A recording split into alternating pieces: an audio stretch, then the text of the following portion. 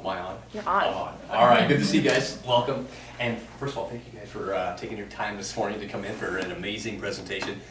I'm kind of honored to be here. This is my birthday today. Aww. And yeah, I'm not going to tell you how old. We'll do a guessing game afterwards. All right. I have some information for you guys. I'll pass these around. Oops, sorry about that. Now, on the different things that we're talking about today is the myth and misconceptions of health and fitness. I'll put that in there. And these are common questions that we get a lot of times throughout the years of health and fitness, and you might read a lot about these in periodicals or newspaper ads or magazines, whatever you are referencing to. And the one thing I would say is with nutrition, health, and fitness, it changes a lot. And it does have a lot of conflicting information. But if you've followed it, or maybe you have something that you read a lot, it's interesting to really start tracking that one author, for example. And since 1999, there's been well over 10,000 health and fitness and nutrition books produced. If you walk into Barnes and Nobles, last week my daughter and I walked in there and we just kind of do our little bonding thing together. She loves to read and I like to read, and so sit down and I have a triple shot of espresso, Starbucks, and she sits there and has her chocolate milk, but we sit there reading. I just walked through the fitness section. There's so many things that have been new since the last time I was there. There's a lot of things coming out, and so we're going to go through a little bit of those and kind of highlight those. If you have questions at any time, definitely I'll try to answer as best as I can. If I don't know something, I'll research it and try to get back to you if you have a good question on that. But a little background before we start. As Sarah said, I'm actually from Good Life Fitness. I'm the owner of Good Life. Yeah, I'm the owner of Good Life Fitness, and I'm originally from Pawnee City, Nebraska. There's only one person that claimed to be from that town. Larry the Cable Guy. He's from that town. And I came to Lincoln in 1994, and started actually working in health and fitness right when I was 17. So I've been doing it just for a few years. I'm not going to tell you my age because it's my birthday, but I've been around a little bit. And my brother Jason and I and David Fiala are the owners of Good Life. And we are a local owned gym. We're kind of excited about that with our new location coming up on 84th and Highway 2. It's coming up. And so kind of pray today about no more rain. We have our building arriving June 9th, and they've got a lot of concrete yet to pour before June 9th. So we have our newest facility coming up here just down the road. So we're really excited about that. But this particular topic, one other thing I did want to kind of give you as well was a little bit of a bonus of successful tips of what people and habits that individuals have done to maintain long-term weight loss. And one thing about Good Life Fitness, to kind of give you a little background on that, one thing my ultimate goal was when we started 6 years ago with the facility was to educate the community and surrounding areas of proper nutrition with motivation, enthusiasm, passion, but just kind of showing people that you focus on one meal, one workout, one day at a time. And I honestly do believe a lot of people have become frustrated for long-term health and fitness because it's overwhelming. There's a lot of, like I said, a lot of conflicting information and views out there, and a lot of people just don't know how to get started. And if they do get started, they might get started with the wrong information, which leads to a lot of frustration and dropout. A couple of incredible statistics, though, is that January to March in health and fitness has a 65% dropout rate. A lot of people will start for many reasons in January. They wait till January, or they wait till Monday to get started, and there's a lot of reasons why individuals don't maintain past the 12-week mark. But on the last handout I just gave you, it's really good about the habits individuals have used to become successful for what we call a long-term weight loss or weight loss management. And so if you have an opportunity, definitely reference through those as well. But the biggest reason why a lot of individuals that do have a high dropout rate in the 12-week period is this nutrition myth and misconceptions, and then a lot of exercise myth and misconceptions. So we'll kind of go through those. The very first one, though, is gluten-free intolerance. Right now, as I was telling Sarah, we are hiring an incredible amount of employees. We have a huge staff, 66 to be exact, and we're trying to double that here in the next 5 months. And the thing is, going through a lot of interviews, individuals coming out of college, individuals that are just about ready to graduate, what they're being taught in health and nutrition, or if they've been personal trainers and so on and so forth. But the one position I'm really interviewing for right now is nutritionist. And some of the individuals coming in work in health food stores. They may work over at Trader Joe's or Hy-Vee or Super Saver or maybe Whole Foods. But the big thing is that by working in those departments, the specialty health food sections, a lot of the common questions that people have when they're coming in is that they have food allergies. They have certain requirements that they need on the nutrition piece that they have questions on. And so a lot of the food that you'll find that is in those areas is for individuals that do have that certain particular condition. And that's what we kind of talked about in that first one right there. Now, if you do definitely have that condition and that need, you know, that's a good thing. But a lot of people in health and fitness, they might read, let's say like Shape magazine, or they might read something on the internet or however, and they just automatically go in and start trying to find that product because they might think it's a healthier product for them that don't have that certain particular condition. So as you do see on that, sometimes that one label could be something that you, if you don't have that condition, be careful on, because as they do reduce a lot of the moisture out of that product, you know, which is going to happen when they remove the gluten, then they actually add more oil to it, and which increases the fat. So you definitely want to be careful when you are looking at those labels. I do always share a story. One of my first experiences with my wife and I years ago, she's a big Shape reader, Oxygen magazine reader. I read Cosmo, you know, whatever. But not really, I'm just joking. But either way, we made our trip to Omaha. We went to Omaha, and she was super excited about going up there. There was a new store that opened up, and you know, she had read, and the Greek yogurt was big, and you know, it wasn't even on the market. Now you can find it at Sam's, you can find it everywhere, the Greek yogurts. And so we walked in, and we were like children down here at Rocket Fizz, down here at Southwest High School. We were walking in like, you know, in a candy factory, and super excited. We were just pulling stuff, not reading. You know, we see that label, like, oh yeah, that's healthy. Let's put that in there. Because when you walk in that store, you actually feel healthy. I mean, just like I feel good when I walk in the store. And the thing is, though, is we're going through, we're buying, not again looking at prices, not doing any of that sort of thing. We were buying like Buffalo, which you couldn't find at that time. It was kind of newer to the market at the time, and inside stores. And we only had one cart of food, so we thought, oh, okay, well, we're done. We'll go ahead and check out. So as we're getting ready to check out, you know, I'm kind of getting ready, and at the end of it, I just asked my wife, I said, well, just roughly what that kind of cost us or whatever. And she would talk. She's like, you know, just go take it. And I said, well, you know, so we're going out there, and she's not talking, and I'm pushing the cart out. And I said, well, what did that cost roughly? 300, 200, 400? We didn't have any children at the time. So I'm thinking 200, 300, 400. She's like, I want to talk about it. So I'm going in, I'm putting it in the back of the vehicle. I'm like, okay, so I get in, I'm going to see it eventually. I can, you know, look at the checking account. I go, what did it cost? And she's like, it was over $600. I go, what? That was only one cart. I go, we could have 12 carts at Walmart for that. And she's like, yeah. So we ate the dollar menu at McDonald's on the way home. No, we did not. But the thing is, though, you want to be careful on that. So those labels, that's going to be that second big thing that you want to be looking for, be careful on, and that is kind of a big thing that a lot of people do make a misconception on is buying that particular product as we go through. The next big one is that a lot of individuals will have is low fat. Low fat. You know, the low fat craze, I'm an 80s child, all right? I love like ECS, Motley Crue, and Poison, and all those bands, and you know, Bruce Springsteen, all those too. But the thing is, the low fat craze. You know, a lot of individuals are looking for that. Remember, healthy fat is actually one thing that is good for you to have in your actual diet or your nutrition plan.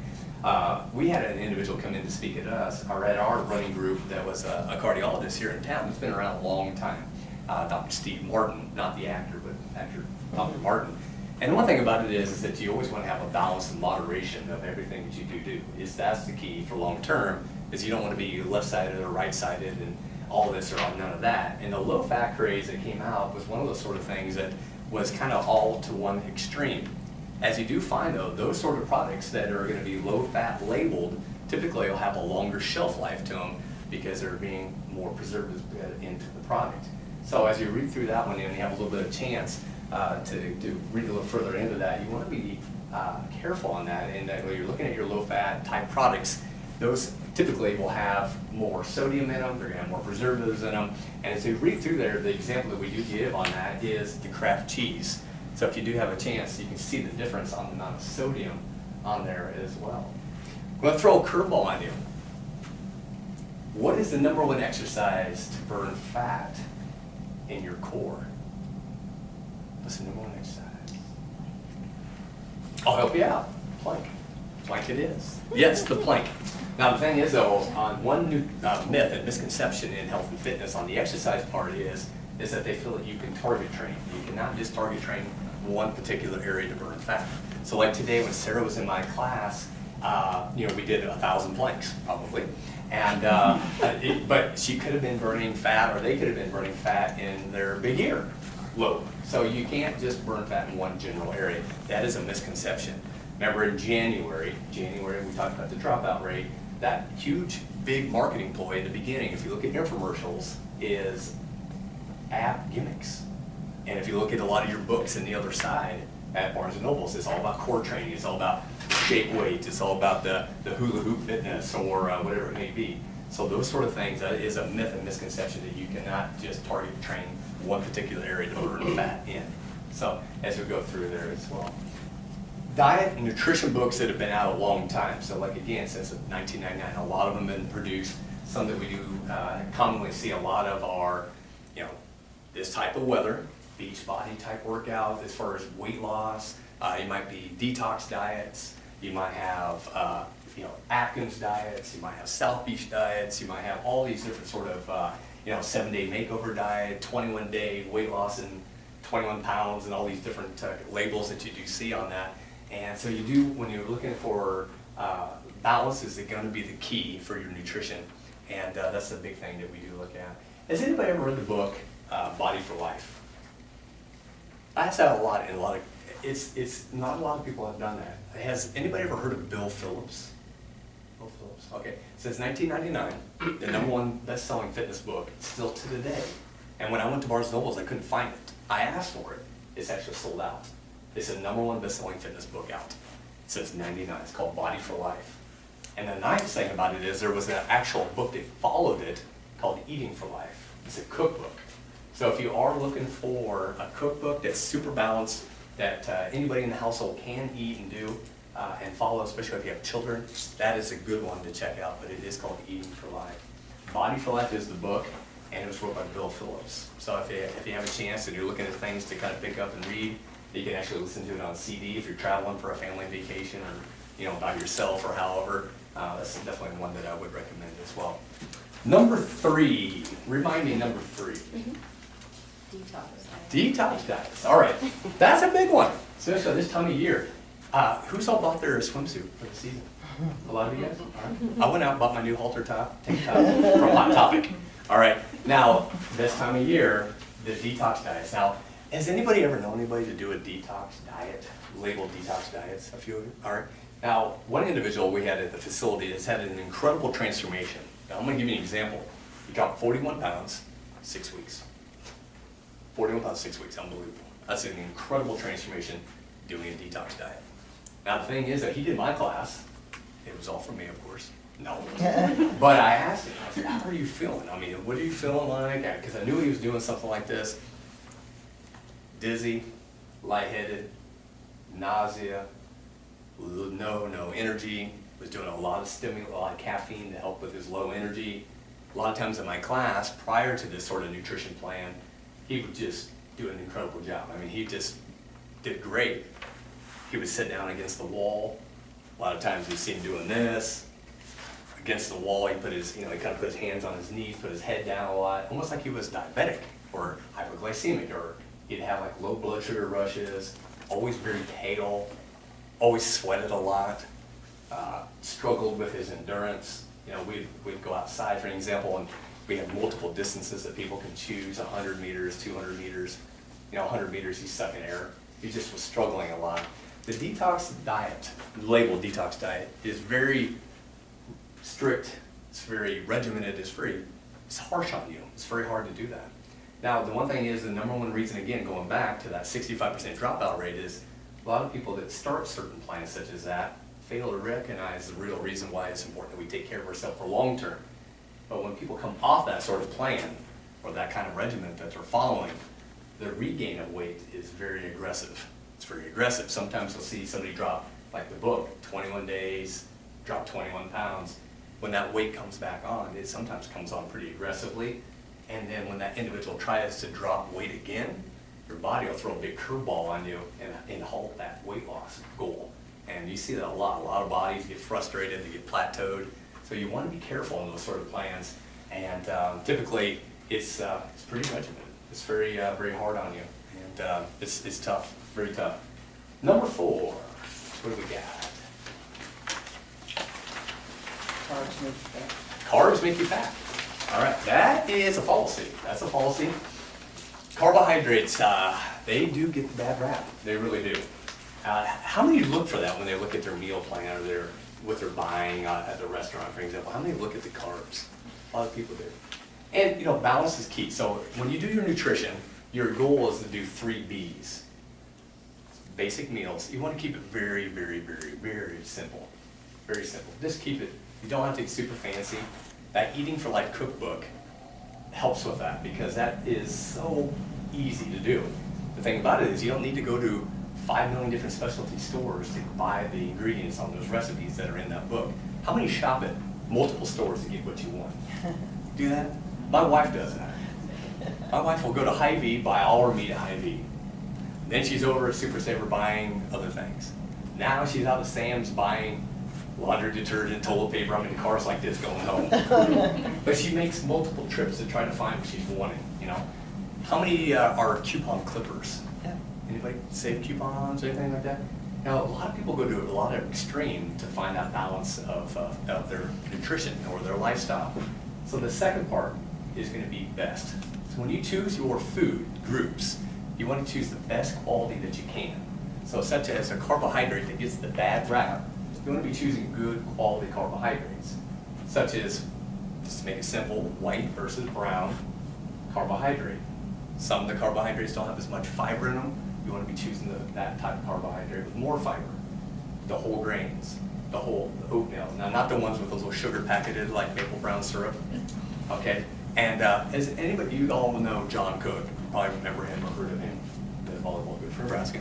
He had a really good presentation. He talked about when you choose your carbohydrate, for an example, is it a positive or a negative on your energy levels?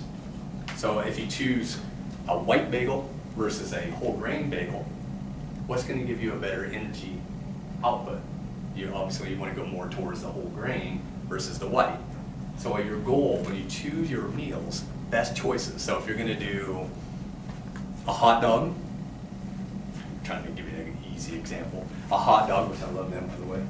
No, I don't. But a hot dog or a chicken breast, both are protein, but you would go towards the chicken breast. You're going to get more of a positive outcome for your health and your energy versus the other one. So when you're making those choices, it's basic, best, and then the last one's going to be balanced. All of your 3 basic meals, like breakfast, lunch, and supper, you want to do a balanced approach. So you don't want to all be lopsided, where it's all protein and no carbohydrate, or all carbohydrate and no protein. Anybody eat beef raviolis? Hopefully not. But as you're doing spaghetti, for an example, is it going to be the white noodle or the whole grain noodle? Of course, you want the whole grain noodle.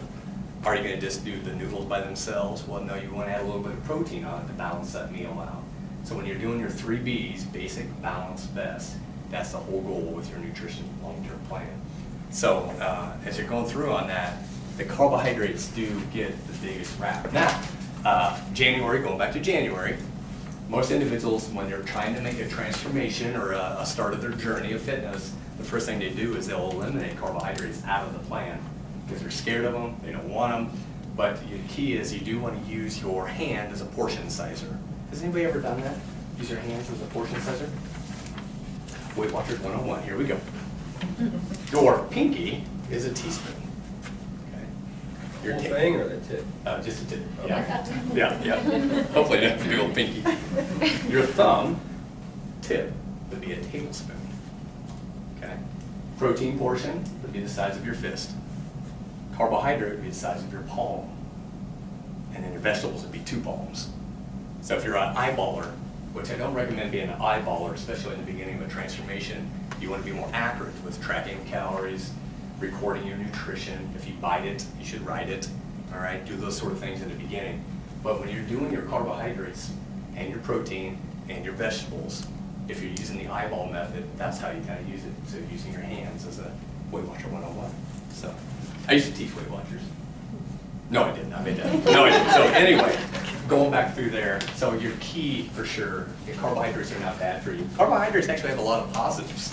A lot of positives. So there's a lot of good positive parts, especially with reduction of cholesterol, blood pressure. There's a lot of great things as well. Next one, what do we got? I give you guys my reference sheet. So what diet should I be on? Ooh, what diet should I be on? Diet is a 4-letter bad word. All right, so ideally, you want, kind of going back, you don't want to be on a diet. Diet? Does anybody think like that when they hear diet? Restrictive, can't have it. All of a sudden you put up that defense. You start looking for the things that you feel like you are not getting or you want. It's almost like an instant thing. Has anybody ever done that, like when you're traveling on vacation and you see a gas station, you're always hungry? Anybody ever done that? You're like always hungry. Or you go to the gas station, you could pay at the pump with your debit card, but you think there's something inside that you need to go in and buy. Anybody ever done that? I do that. Yep. And you go on in, you're looking around, you're like, M&Ms, or M&Ms with peanuts. Peanuts, it's got the protein, I'm gonna buy that one instead. Or Snickers, or whatever you may do. A lot of that psychological type thing. So especially on the diet, the 4-letter bad word, people start thinking like that a lot. And they think of the things they can't have. So the key is on your nutrition, like we kind of mentioned, is the 3 Bs. The 3 Bs, the basic, balanced, best. And it's a long-term. Again, and everybody's probably heard of what they call the flat tire syndrome. Anybody heard of that one maybe? So if I'm driving home today, hopefully this won't happen, and I blow a tire, I don't get out and cut all 3 of the other tires. I fix the other tire and get going down the road. If you make a bad nutrition choice, let's say you have something that's out of your hands and you can't control it, for example, or you made a bad choice, don't beat yourself up about it. Just get back ready for the next in line. So if it's a bad lunch, for example, get back on track with a healthy snack, or get back on water again. If you this weekend's been tough on people. They had a 4-day holiday. They come in on Tuesday morning. They all look like this walking in the door. Start back positive, kind of like John Cook was saying. You always want that positive on your energy and your nutrition choices and so forth. Next thing, fitness. Let's go back to a myth and misconception. For long-term success, what time of the day is the best time to exercise? Morning. Morning does show it. Yes, true. Before you come to work has a 90% success rate for long-term fitness. Before work, 90% long-term success fitness. Has anybody found that after work, a lot of obstacles jump in the way? It's hard to get motivated, tired, maybe you're mentally tired, maybe stressful patients that day. They're just winding you down. Children activities, mine are all-time high right now. So if I don't exercise before my day starts, excuse-itis kicks in. And the other thing I find personally is I'll start making excuses all day long. Does anybody ever feel like that? I'm like, oh, I'll do it next hour, or I'll do it next hour, or I'll do it over my lunch hour. Oh, man, the rep came in today, she wanted to talk about glasses or something. I can't go today. So morning fitness, before you come to work, has a long-term success rate of 90%. But if that morning it can't work for you, I would recommend going right after work. Don't go home. Don't go home, because once you go home, it's so hard to get out of that house again. In the wintertime, we find this a lot. Post-work, if they go home, they're done. They won't come out. But one thing you can do to help that is pack your gym bag and leave it in your car. Have your car always with your gym bag. I soaked my socks and my shoes today. Luckily, we sell socks. Yeah, so I got white socks on that don't match anything else. I usually wear black. But here's the thing is, if I didn't have socks, that is something that people do. They'll walk in like, oh gosh, I forgot my socks. I can't work out now. I gotta go home. So always have your gym bag packed for you. Another thing, staff or friends that exercise together have a long-term success rate of 225%. New England Journal of Science posted that. So if you exercise with a neighbor, a friend, a coworker, coworkers, spouse, children, involve others with you in your journey of fitness, your success rate is very high. So if you struggle with motivation to get going, and excuse-itis kicks in, that accountability partner is huge. I always recommend in our classes, we teach 125 classes a week. We teach a ton of fitness. But classes are the most successful way for most individuals because they find others in there that have the same common goals as them. They meet a new friend, they go to Starbucks for breakfast, whatever afterwards, but they have that accountability partner. That's huge for you. And so if you are doing that with staff or friends or neighbors, keep with that, or encourage somebody new to start on their fitness journey with you. Last but least on this, you have a personal trainer that is always going to be there waiting for you. Do you guys know what that is? Dog. We're big with the Capital Humane Society. We do a ton of dog adoption in our facility. My brother and I are animal lovers. We do a lot of animal rescue. But dogs, if you have them, they'll never say no. They'll never say no. They're always wanting to go with you in the morning. And if you start the morning routine with that dog, the days you want to sleep in, he's going to be sitting there waiting for you. Okay, so your dog is another great way to get out, get active, get outside, and have fun. Last but least, since this is a 2-hour presentation with a test at the end, hopefully you've all, because we're almost there, is if you're going through on exercising, find something that you enjoy. This is a big one. Find something you enjoy. Let's go around the room and talk a little bit about that. What do you like to do for health and fitness? I don't know. I don't know. I work with a personal trainer. Personal trainer? Yeah. Okay, all right. How about yourself? Me? Probably walking more than anything, Okay, but, yeah. walking, all right. Sarah? Obviously, 5 a.m. boot camp. Oh. Okay, okay. Walking. Walking? Walking? Actually, we had a wellness challenge a while back. That was the word of the day. Each letter was different exercise. Whoa, I like And that. a coworker and I would continued it. That's kind of my favorite thing out of the day is to keep doing that. I like So, that. That's a good idea. Good deal. Yeah. Running. Running, Walking. walking, Sleeping. sleeping. Yeah, I like elliptical, actually. Elliptical. Yeah. Running. Running. I kept with the word of the day too. Awesome, I made yeah. my own word to do it. That's awesome. Yeah, that's good. Really good. Good job. I really enjoy water classes. Water classes. I have arthritis, so a lot of other exercises are tough. Yes. It's kind of interesting to hear that on how what your choices are, because fitness doesn't have a definition, and I think a lot of individuals struggle with that. They don't know what they enjoy to do, and they might because it means something to each of us. When I went to Norway, I used to, long story short, I won't go into a lot of the history, but I used to travel a lot for fitness, and we were in Norway, and one thing that I was shocked on in Norway, spending there about 10 days, was the amount of people on bikes. But people ride their bikes in the rain. I thought that was weird. I'm like, man, these people are diehards. Everybody walked, everybody was on a bike. But the neat thing about it is that fitness doesn't have a definition. So it can mean something to each and every one of you differently. And the key is finding what you enjoy, like the word of the day. That's a great thing. Many of you mentioned heart rate. But you do want to make sure when you do choose your fitness that it does have some sort of weight bearing to you. Strengthening. So that could be body weight, that could be yoga, it could be body weight type training, it could be yoga, it could be dumbbell training, it could be band training, it could be machine training. One thing about boot camp is that we do all types of fitness in 1 hour. So it could be some basic push-up, it could be planks, it could be medicine ball, it could be dumbbell, it could be band, it could be elliptical, it could be treadmill, it could be jump roping. It could be a 100-meter jog, walk jog.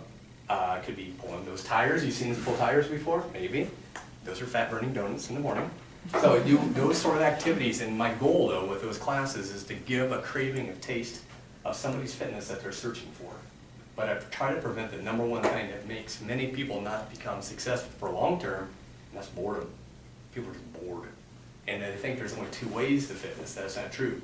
So if you just go in and do the same activity over and over and over again, it's built a huge plateau for people and frustration and dropout. So if you just go in and do the treadmill, which is great, but you want to mix it up a little bit. You want to kind of incorporate the strength training into it for long-term metabolism, long-term bone health. That's the big thing of the future. Making sure you preserve what you have. Your muscle is so key for you. And when I was years ago, I was over in Austria. There was a shirt that was really cool, and I remember this shirt, this has been 8 years ago. This shirt had a big lion jumping out of the shirt. And it had, of course, German writing. And I asked the guy, I said, and I didn't know if he spoke any English at all. I said, well, what is that? What's this mean? And he actually spoke pretty good English. He was a physical therapist. And he said, muscle kills fat. I said, I know what that means, but why do you have that on your shirts? And he said, individuals over the age of 40 is who they work with in their clinic a lot. He actually owned a gym, physical therapy clinic in one, so they went between both places. Your long-term metabolism health, your bone health for osteoporosis, your armor of your future of falling and breaking and fractures, hips, wrists, all those sort of things that cause a lot of injuries in the future. The best way to protect yourself is by strength training. And strength training has a lot of great positives, but it scares a lot of people because they don't know how to get started. Working with a trainer, that's incredible. Work with a trainer, somebody that can help you get started, get on the right path. Use your resources, like Sarah, have her help you. Bounce ideas back and forth 1,000 ways, but you should be incorporating strength training into your routine of whatever you're doing, and you'll see some great long-term health effects from that too, by being consistent with it. So, last but least, trivia question. Anybody guesses it, I'll give you a free burpee. Today is my birthday. Is anybody going to guess how young I am today? Good guesses. Good, 21. You guys are right. Last but least, if in doubt, if you are searching for a health club, and if you have never been into Good Life Fitness, I'd invite you in for a free week. If in doubt, if you ever have an opportunity to come in, sounds like some of you guys are coming in already. Our new location should be done by October. So it'll be just right up on 84th and Highway 2. More than welcome to stop in anytime. My brother Jason and I are there every day. And if you have questions or before we finish, let me know, or you can send Sarah an email or however. But does anybody have any sort of questions or anything to kind of recap, or anything they've read that they have questions about, anything like that? Okay. Number one exercise that burns the most calories. Does anybody know what that is? Burpee's a good one. Yeah. It's going to be exercise that involves all muscles at one time. And the simple thing that we do so many times a day that we don't realize that we do so much of is actually the squat. So you get up and out of that chair 100 times a day, in and out of your car, in and out of the breakfast table, lunch table, wherever. Maybe you're drinking a lot more water for your wellness challenge and you're going to the bathroom 500 times a day. The squat is the number one exercise to burn the most amount of calories and the best exercise for life. Because you do squat a lot more than you ever realize. So if you have bad knees, and I understand, I've had 3 knee surgeries on each leg, I understand that, but you can squat like this and have incredible benefits just by doing that. And that's something is if you watch as we age gracefully, because I'm thinking of my birthday, watch people get out of a chair, they use their arms to get out of the chair. And those sort of things, that strengthening exercise that we do every day in our daily life of functioning would be something that you should incorporate into your life of fitness too. So planking is the number one fat burning? Core exercise. Core exercise, okay. Yeah, and squat. Yeah. Thank you guys. Thank you. Appreciate it. You bet. Have a good day. Thanks a lot.